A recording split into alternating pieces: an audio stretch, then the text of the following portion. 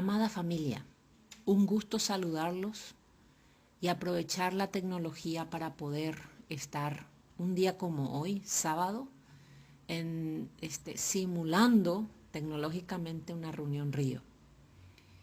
Hoy es un día en el que iniciamos la serie de predicaciones de El Sermón del Monte. Agradecida con el Señor por tener estos medios y seguir cumpliendo, aunque sea de manera virtual, lo que Dios nos manda. El estar unánimes, unidos en un solo sentir, en un solo clamor, y en el tiempo de dificultad, nuestros corazones que se someten a prueba por la crisis, la necesidad, salir airosos, victoriosos, porque nuestra confianza, nuestra fe se ve fortalecida porque nos hemos abandonado en los brazos maravillosos de nuestro buen Dios. Entonces, en esta primera parte quisiera iniciar con una introducción, un panorama genérico del Sermón del Monte, para luego concentrarnos en la proclamación de su palabra de Mateo 5, versículo 1 al 5. Entonces, arrancamos con la introducción. El Sermón del Monte en Mateo capítulo 5 al capítulo 7 tiene su paralelo en el Evangelio de San Lucas capítulo 6. Ambos son de diferentes contenido por el público a quienes sus autores dirigían. Los lectores de Mateo eran judíos palestinos y los lectores de Lucas eran los gentiles. El Sermón de Monte en Mateo es para un público judío con una estructura muy judía. Y esa estructura tiene su paralelo o encuentra su paralelo en los 10 mandamientos que tenemos la escritura en el Pentateuco, con Moisés como escritor. Las declaraciones que Jesús hizo en el sermón son oraciones con sentencias didácticas morales, a menudo paradójicas, es decir, en aparente contradicción, que intentan resumir la verdad y ayudar a la memorización. Este era el sistema, el método de aprendizaje del judío. Por tanto, Mateo estructura de una manera a que estimule su memorización, porque ellos tenían por mandato y costumbre memorizar la ley de Dios. Estas enseñanzas son la máxima ética del reino y condenan al perdido, motivando al que ha adquirido la salvación en Cristo. La audiencia de Jesús, cuando pronunció este sermón, estaba formada por diversos grupos. Estaban sus discípulos, estaban los curiosos, estaban los enfermos, los escépticos y la élite religiosa. Las enseñanzas son básicamente una actitud hacia la vida, radicalmente orientada hacia la fe y obediencia a Dios. Hay una evidente relación entre Éxodo capítulo 20 y Deuteronomio capítulo 5, que les aliento a que en su repaso de este tema lean extensivamente Éxodo 20 y Deuteronomio 5, como dice la palabra, escudriñando las escrituras, de manera que encuentren esos paralelismos. El propósito no es mostrar al perdido cómo ser salvo, sino cómo Dios espera que el salvo viva. La ética del nuevo reino es muy radical. La gracia es la única esperanza para la salvación, como nos indica Isaías 55, versículo 1 al 3, que paso a leer. a todos los sedientos, venid a las aguas. Y los que no tienen dinero, venid, comprad y comed. Venid, comprad sin dinero y sin precio vino y leche. ¿Por qué gastáis el dinero en lo que no es pan y vuestro trabajo en lo que no sacia? Oídme atentamente y comed del bien, y se deleitará vuestra alma con grosura. Inclinad vuestro oído y venid a mí. Oíd y vivirá vuestra alma, y haré con vosotros pacto eterno, las misericordias firmes de David. He leído en la versión Reina Valera. Les recuerdo que siempre es importante, cuando hacemos un estudio más exhaustivo, tener varias versiones de manera que se amplíe la semántica utilizada y así tener una mejor comprensión o una mayor comprensión acerca de lo que Dios está hablando en los diferentes pasajes bíblicos. Seguimos diciendo para cerrar este primer punto que el poder del Espíritu y el poder del Espíritu, la única esperanza para vivir en el reino. Esto también nos enfatiza Isaías 55, versículos 6 al 7, que paso a leer. Buscad a Jehová mientras puede ser hallado, llamadle en tanto que está cercano. Deje el impío su camino y el hombre inicuo sus pensamientos, y vuélvase a Jehová, el cual tendrá de él misericordia, y al Dios nuestro, el cual será amplio en perdonar. Vamos a dar ahora un contexto también bastante genérico para las bienaventuranzas, porque el Sermón del Monte, que lo dio Jesucristo, contiene bienaventuranzas. Las bienaventuranzas se pueden comparar con una escalera espiritual que lleva de la salvación a la semejanza a Cristo. Cuando uno se posiciona en Cristo, y esto resulta en el nuevo nacimiento, es decir, en la declaración consciente y voluntaria de que Jesús es mi Señor y Salvador, uno tiene una santificación posicional. Estoy posicionada en Cristo. En el proceso de maduración, porque hay un nacimiento, un evento único, un evento que tiene una connotación espectacular, una connotación que marca una vida eterna al lado de Jesucristo, porque todos nosotros vamos a vivir la vida eterna. ¿Dónde es la diferencia? Entonces, cuando nosotros aceptamos por fe, decidimos creer que Jesús es mi Señor y que Jesús es mi Salvador, tengo una santidad, me posiciono en Jesucristo y la santidad es posicional. Luego empieza el proceso de santidad progresiva, que es en mi cotidianidad, que es en el día a día, que es en las dificultades, que es en la abundancia, que es en la tristeza, que es en la felicidad, que es en la escasez. Ahí se va forjando por acción del Espíritu Santo en nuestro espíritu el carácter de Cristo.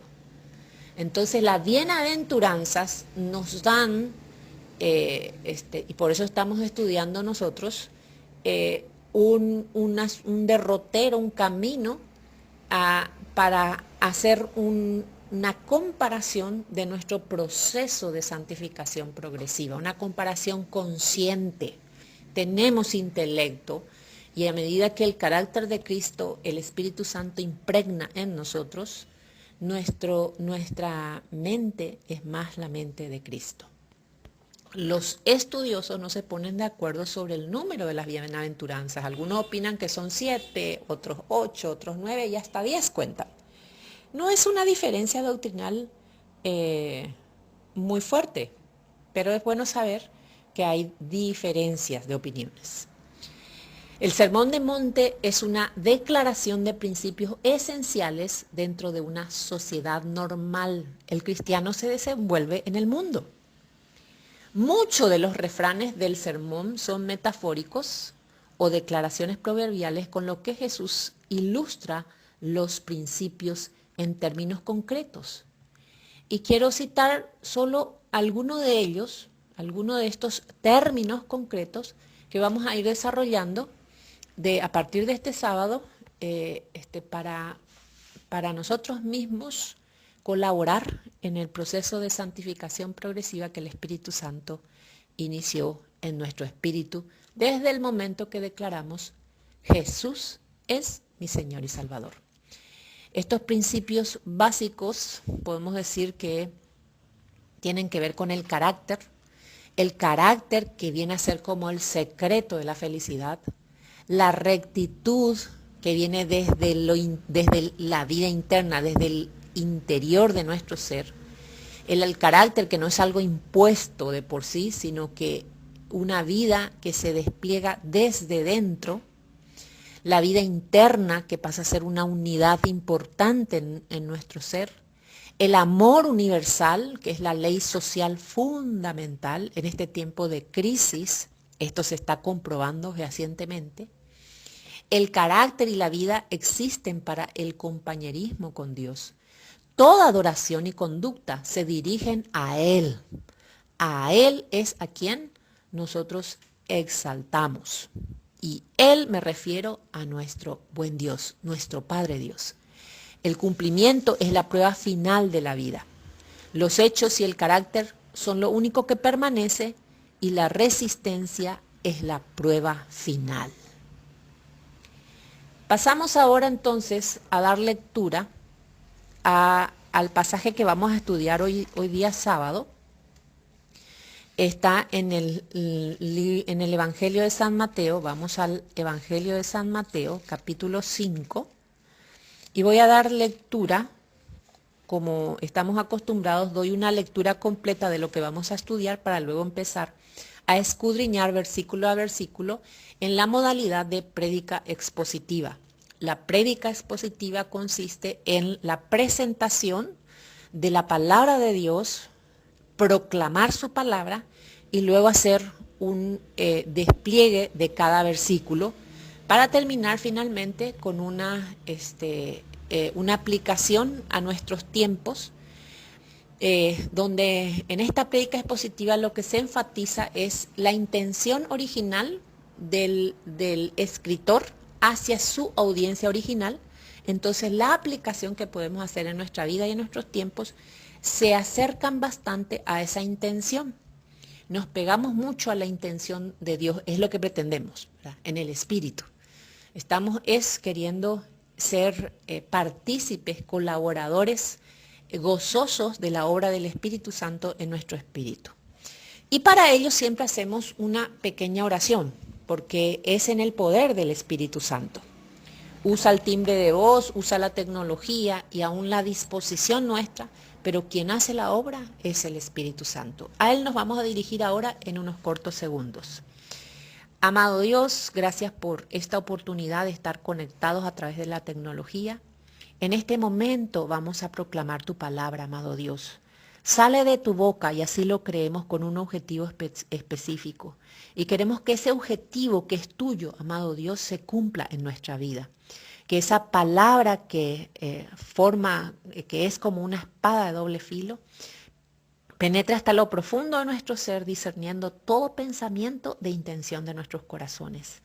Y selles en nosotros aquello que has de formar en este día ante la proclamación de tu palabra.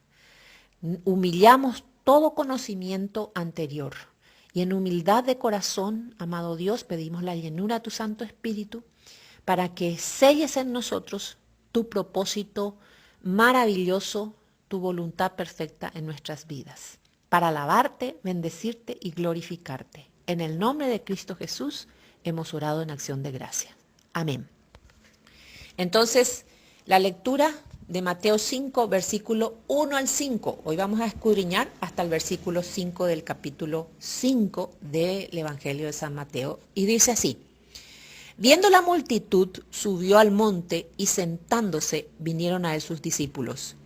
Y abriendo su boca les enseñaba diciendo: Bienaventurados los pobres en espíritu, porque de ellos es el reino de los cielos.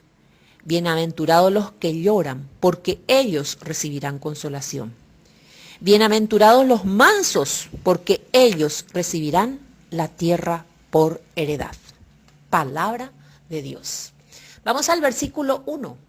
Dice el versículo 1, y viendo las multitudes subió al monte, y después de sentarse, sus discípulos se acercaron a él. Cuando vio las multitudes, se refiere a que las personas de todas áreas de la sociedad se congregaban en torno a Jesús. A esa altura él ya tenía mucha popularidad. Probablemente los discípulos y aquellos verdaderamente interesados formaban el círculo más cercano de Jesús. Sigue diciendo al monte. Aquí vemos que en Lucas 6, 17, que es su paralelo, dice, paso a leer lo que dice Lucas 6, 17, y descendió con ellos y se detuvo en un lugar llano, en compañía de sus discípulos y de una gran multitud de gente de toda Judea, de Jerusalén y de la costa de Tiro y de Sidón, que había venido para oírle y para ser sanados de sus enfermedades. Aquí dice que el entorno físico es una llanura, pero el contenido de los mensajes es básicamente igual. Suponen los estudiosos que la aparente contradicción podría ser un problema de la traducción al inglés. Sigue diciendo, y después de sentarse. Este era un modismo rabínico para una sesión oficial de enseñanza. El maestro, dentro de sus reuniones de enseñanza y aprendizaje, tomaba asiento para impartir las lecciones. Finaliza este versículo diciendo, sus discípulos se acercaron a él. Ellos eran el objetivo, sus discípulos, y los receptores de este sermón. Pero muchas otras personas y líderes religiosos escuchaban en los alrededores, como lo menciona en el capítulo 7 de Mateo, versículo 28, que pasa a leer. Y cuando terminó Jesús estas palabras, la gente se admiraba de su doctrina. Había un público específico para este sermón que Jesús dio. Pero muchos otros alcanzaron a oírlo, como en nuestros días. La palabra tiene poder y no vuelve vacía. El versículo 2 sigue diciendo, y abriendo su boca les enseñaba diciendo. El Evangelio de Mateo se caracteriza por presentar las enseñanzas de Jesús por temas. El contenido que hay acerca del Sermón del Monte desplegado en los capítulos 5, 6 y 7 de Mateo, se encuentra diseminado a lo largo de varios capítulos de Lucas, pero hay un énfasis como un condensamiento del sermón en el capítulo 6 de Lucas, que resulta su paralelo. Versículo 3 dice, bienaventurados los pobres en espíritu, pues de ellos es el reino de los cielos. Bienaventurados, este término significa feliz o honorable. La felicidad dada por Dios a los creyentes no se basa en las circunstancias físicas, sino en el gozo interno. Proclama luego, bienaventurados los pobres en espíritu. Mateo deja muy claro que no se refiere a la pobreza física, sino a la insuficiencia espiritual. El hombre debe reconocer la omnipotencia de Dios y su propia insuficiencia. Esto nos aclara el propio Jesús en el Evangelio de San Juan, capítulo 15, versículo 5, que dice así, yo soy la vid, vosotros los pámpanos. El que permanece en mí y yo en él, éste lleva mucho fruto, porque separados de mí nada podéis hacer. Para el mundo esto es un parámetro negativo. Sin embargo, para los cristianos, este es el comienzo del Evangelio. La dependencia total hacia Jesús en un proceso progresivo y crítico. Finaliza este versículo, el reino de los cielos. Esta frase, el reino de los cielos, y tiene su paralelo en Lucas 6:20, en donde menciona el reino de Dios, aparece más de 100 veces en los evangelios. Mateo, debemos recordar, escribió a personas de cultura judía quienes se sentían nerviosos en el momento de pronunciar el nombre de Dios, porque Éxodo 27 les marcó su cultura, su forma a dirigirse o a expresarse acerca de Dios. En Éxodo 27 dice, no tomarás el nombre de Jehová tu Dios en vano, porque no dará por inocente Jehová al que tomare su nombre en vano. Y ellos lo viven literal, este mandamiento.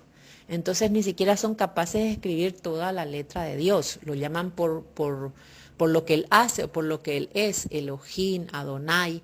Eran los diferentes nombres que tenemos acerca de Dios en el Antiguo Testamento. Entonces por eso Mateo se refiere a una frase sinónima, reino de los cielos. Esto es interesante entender para saber cómo se escribe la Biblia y por qué motivo los escritores se referían de esta manera, y así nosotros tener una comprensión más acabada y una aplicación más exacta a nuestros días. Dice el versículo 4, bienaventurados los que lloran, pues ellos serán consolados. Cuando dice lloran se referían a alaridos por las costumbres que tenían en aquella época. Es un término más fuerte porque el impacto es acerca del duelo en el lenguaje griego. El contexto implica que el luto fue por nuestros pecados. El resultado de ver nuestros propios pecados debe ser el arrepentimiento, y con el arrepentimiento un cambio de actitud, un cambio radical de actitud. Finaliza este versículo con el término consolados. Ellos serán consolados. La nueva era ha llegado en Cristo. Dios consuela no solo al pueblo de Dios del Antiguo Testamento, sino a todos aquellos que creen y confían en Jesús. Las promesas del Antiguo Testamento a Israel se han universalizado a todo el mundo. Todos tenemos posibilidad de ser consolados en Cristo. Finalizamos este encuentro con esta prédica con el versículo 5. Bienaventurados los humildes, pues ellos heredarán la tierra. Humildes, que literalmente es manso o humilde. Jesús usó el término para sí mismo. Su origen implica fuerza controlada, como la de un caballo domesticado. El reconocer nuestra necesidad de Dios y su provisión en Cristo hace humildes y dúctiles a los creyentes. Dios quiere dirigir nuestras fuerzas a su propósito, no acabar con ellas. No quiere acabar con nuestras fuerzas. Y en este caso el Salmo 139 sería un salmo en el cual vamos a terminar esta intervención orando en base a ese salmo, porque describe exactamente esto, ¿verdad? Nuestro reconocimiento de la necesidad de Dios y la fuerza que provee, que tenemos en Cristo Jesús. Cuando dice heredarán la tierra, a menudo está asociado con la tierra prometida dado en el Antiguo Testamento, y el Salmo 37, versículo 11, afirma esto: pero los mansos heredarán la tierra y se recrearán con abundancia de paz. Pero también puede ser una referencia escatológica, es decir, para toda la tierra. Y en esto tenemos la ampliación, el Isaías 11, versículos 6 al 9, que paso a dar lectura. Morará el lobo con el cordero y el leopardo con el cabrito se acostará. El becerro y el león y la bestia doméstica andarán juntos, y un niño los pastoreará. La vaca y la osa pacerán, sus crías se echarán juntas, y el león como el buey comerá paja. Y el niño de pecho jugará sobre la cueva del áspid, y el recién destetado extenderá su mano sobre la caverna de la víbora. No harán mal ni dañarán en todo mi santo monte, porque la tierra será llena del cumplimiento de Jehová, como las aguas cubren el mar. Ahora, las promesas del Dios del Antiguo Testamento son para todos nosotros, para todos los tiempos. ¿Cuál es la llave? Creer en Jesús. Bien, hemos terminado, bueno, la prédica. Ahora sí vamos a hacer un cierre de esta intervención con una oración, un tiempo de oración en donde iremos meditando cada uno de estos pasajes con las que hemos intervenido hoy. Entonces ahí donde están vamos a concentrarnos. Es una sugerencia cerrar los ojitos para propiciar la máxima concentración. Y podemos dirigirnos de esta manera al Señor. Amado Dios, queremos darte muchas gracias. Amado Dios, hoy que iniciamos la prédica expositiva acerca del Sermón del Monte, entendemos que por todo lo que hemos aprendido en la exposición, está dirigido a aquellos que han proclamado genuinamente que Jesús es su Señor y Salvador. Pero así como la audiencia de Jesús era multitudinaria y diversa, hoy también estamos a través de este medio todo tipo de oidores. Quizás aquellos que tenemos como comezón de oído, que nos gustan las enseñanzas de Jesús, que nos atrae la motivación hacia un nivel de moralidad muy alto, un proceso ético de excelencia. Pero, amado Dios, no queremos quedarnos solamente con impresiones, con estatutos morales buenos, llamativos, sino que realmente desde lo profundo de nuestro corazón haya una conversión hacia Jesucristo. Y ya no vivamos nosotros en nosotros mismos, sino que a medida que transcurre el proceso de transformación, sea cada vez más Cristo en nosotros, su carácter en nosotros, y menguemos en la totalidad de nuestro ser. Amado Dios, hoy, así como se acercaron los discípulos, los curiosos, los enfermos, todos aquellos que tenían motivaciones fuertes, hoy nos acercamos también a Jesús y recibimos la enseñanza que acabamos de escuchar y nos ejercitamos en la fe al creer que salió de tu boca, que es para cada uno de nosotros, pero forma en nosotros esa mansedumbre, esa pobreza en nuestro espíritu, de manera que reconozcamos la omnipotencia tuya, amado Dios, y nuestra insuficiencia para dirigir nuestras vidas. Porque bien escuchamos y así lo aceptamos. No podemos hacer nada separados de Jesús. Amado Dios, que el reino de los cielos sea primero en nuestras vidas, para luego en todo nuestro entorno más cercano, en nuestra comunidad, en nuestra ciudad y en nuestro país.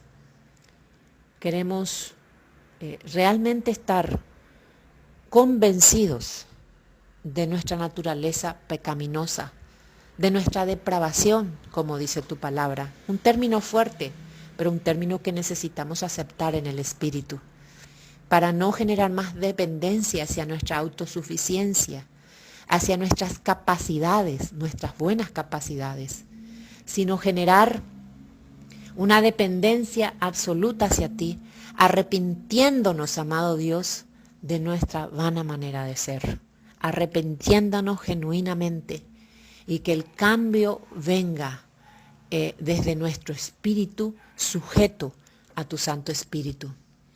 Queremos, amado Dios, ser mansos para, como dice aquí, heredar la tierra. Esa tierra a la cual nos trae paz, abundancia de paz. Y que el conocimiento tuyo, amado Dios, nos cubra por completo. Y de esa manera, a donde tú nos envíes, el cumplimiento de la gran comisión, Padre, sea nuestro estilo de vida. Y a donde tú nos envíes, así como nos cubrió tu agua vivificadora, también cubra todo a nuestro alrededor. Como el salmista David